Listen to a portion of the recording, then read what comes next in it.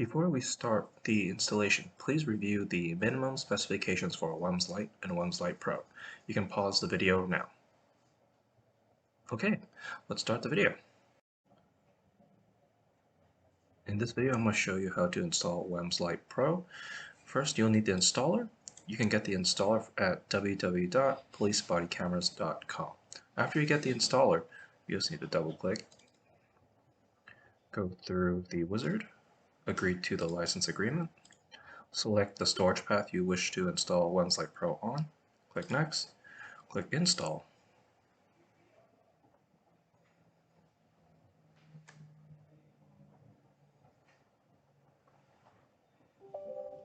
You may get a prompt from Windows asking if you allow this app to make changes to your device.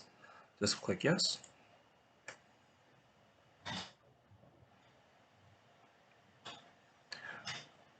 When the installation is complete, WEMS Lite Pro will notify you. Just click Finish. And then you can double click. You'll see an error message. Just click OK. You will have to run as administrator, like so. And like that, you've installed WEMS Lite Pro.